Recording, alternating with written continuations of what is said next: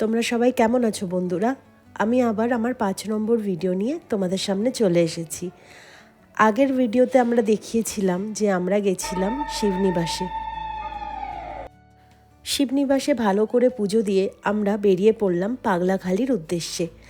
আজকে শিবনিবাসের পর আমরা যাব পাগলা বাবার কাছে পুজো দিতে। শিবনিবাসের মন্দির থেকে বেরিয়েই বাঁ হাতের যে রাস্তাটা চলে গেছে আমরা সেই রাস্তাটা ধরে নিয়েছি। সেখানে আছে চূর্ণী নদী, আর চূর্ণী নদীর ওপরে রয়েছে একটা কাঁচা সাঁকো, মানে বাঁশের তৈরি করা একটা ব্রিজ, যেটা আমার ভাই পুকুলু প্রথমবার দেখছে, তাই ও এদিক ওদিক ছুটে চলে যাচ্ছে ফটো তোলার জন্য। বাঁশের ব্রিজটা দিয়ে যখন আমি হাঁটছিলাম তখন একটা মর্মর মর্মর করে আওয়াজ হচ্ছিল। ভয় তো একটু লাগছিল, কিন্তু একটা অন্যরকম অনুভূতিও লাগছিল। ওয়েস্ট বেঙ্গলে এসআইআর চলছে, তাই সব জায়গাতেই প্রায় বিএসএফ জওয়ানরা পেট্রোলিং করতে বেরিয়েছে। আমরা যে বাঁশের ব্রিজটা দিয়ে এদিকে এলাম, সেখানে বাঁশের ব্রিজ ইউজ করার জন্য আমাদের মাথাপিছু 1 টাকা করে দিতে হয়েছিল। আর সেই রাস্তাতেই আমরা পেয়ে গেছিলাম একটা অটো। সেই অটোটা ধরে আমরা যাব পাগলাখালি। আমরা পাগলাখালির সেই নদীটার সামনে পৌঁছে গেছি। নদী আর মাঝ দিয়াই রয়েছে বিখ্যাত পাগলাখালি মন্দির। প্রতিদিন অসংখ্য ভক্ত আসেন এই মন্দিরে তাদের মনোবাসনা জানাতে। আবার কেউ আসেন তাদের মনস্কামনা পূর্ণ হয় পুজো দিতে। এইবার আমরা নৌকায় করে এই নদীটা পারাপার হব। কেউ কেউ হেঁটে হেঁটেই চলে যায়, কারণ ওখানেও একটা কাঁচা বাঁশের ব্রিজ দেওয়া রয়েছে। কিন্তু নৌকায় যেতে একটা আলাদাই মজা, তাই আমরা নৌকাতে এসে বসে পড়লাম। আর মাঝি ওয়েট করছে নৌকাটা ভরার জন্য।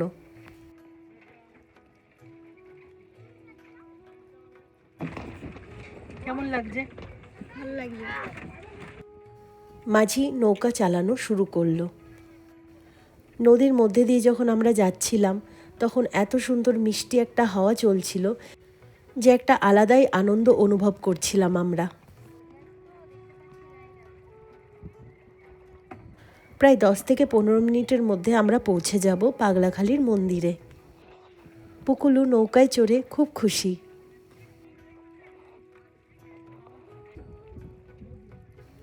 আমরাও পুকুলুর মতো জল নিয়ে খেলা শুরু করে দিয়েছিলাম। আর জলটা এত ঠান্ডা আর এত সুন্দর লাগছিল, তোমরা যদি কোনোদিনও আসো তাহলে তোমরাও এরকমভাবে আনন্দ করো। এই পাশ দিয়ে যেই নৌকাটা যাচ্ছে সেটায় দর্শনার্থীরা বাবার দর্শন করে বাড়ি ফিরছে। আমার ক্যামেরা অতটা ভালো না থাকায় আমি একটা জিনিস তোমাদের দেখাতে পারলাম না, সেটা হচ্ছে নীল রঙের ফড়িং। এই যে নৌকাটা যাচ্ছিল তার পাশ দিয়ে হাজারো নীল রঙের ছোট ছোট ফড়িং উড়ে উড়ে বেড়াচ্ছিল। এত সুন্দর লাগছিল যে আমার ক্যামেরার অভাবে তোমাদের দেখাতে পারলাম না। কথা বলতে বলতে আমরা পাগলাখালি পৌঁছে গেলাম। আর ঘাট থেকে নেমেই আমরা দেখলাম যে মেলা বসেছে, আর মেলাতে অসংখ্য দোকান বসেছে। মনোকামনা পূরণের জন্য দর্শনার্থীরা এখানে একটা করে সরা বেঁধে দিয়ে যায়। মনস্কামনা পূরণ হয়ে গেলে সেই সরাটা খুলে জলে ভাসিয়ে দেয়। এই যেই বড় অশ্বত্থ গাছটা আছে এর নিচেই রয়েছে আমাদের পাগলা বাবা।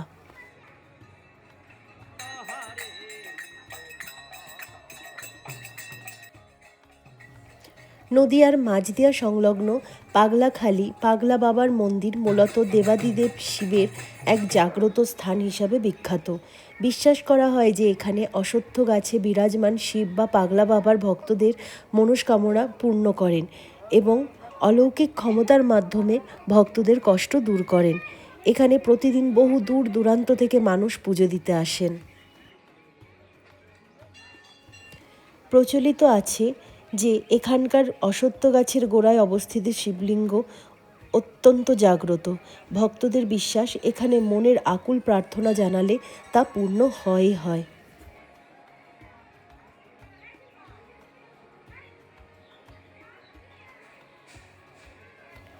নদীর পাড়ে মনোরম ও শান্ত পরিবেশে এই মন্দির অবস্থিত, যা আধ্যাত্মিক শান্তির যোগান দেয়। আর মন্দির চত্বরে ভক্তদের জন্য বিনামূল্যে ভোগ প্রসাদের ব্যবস্থা থাকে এবং অনেক ভক্ত এখানে সময় কাটান। আর অনেক ভক্ত নিজেরাও এখানে ভোগ প্রসাদের আয়োজন করে অন্যান্য ভক্তদের খাওয়াবেন বলে। আমরা মন্দিরে পুজো দিয়ে বেরিয়ে পড়লাম বাড়ির উদ্দেশ্যে। কেমন লাগে? এবার যে নৌকাটায় আমরা বসেছিলাম সেখানে শুধু আমরা 3 জনই ছিলাম, আর সেই নৌকাটায় একটা ছোট ঘরও বানানো ছিল। আজকের দিনটা খুব সুন্দর কাটলো। আজকের বেলাও প্রায় শেষের মুখে।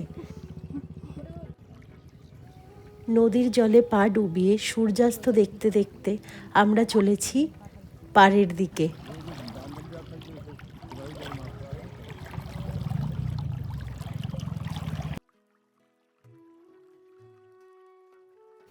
দেখতে দেখতে আমরা পাড়েও পৌঁছে গেলাম। আজকের দিনটা এত তাড়াতাড়ি কেটে যাবে সেটা বুঝতেই পারিনি। খুব ভালো কাটলো আজকের দিনটা। তোমাদের এই ভিডিও কেমন লাগলো জানাতে ভুলো না। দেখা হচ্ছে পরের ভিডিওতে। আচ্ছা, বড়মানিক হল তো বন্ধ হয়ে গেছে। হ্যাঁ, ও বন্ধ হয়ে গেছে। ও তো একদম গাঙের ধারে। আসছি। হ্যাঁ।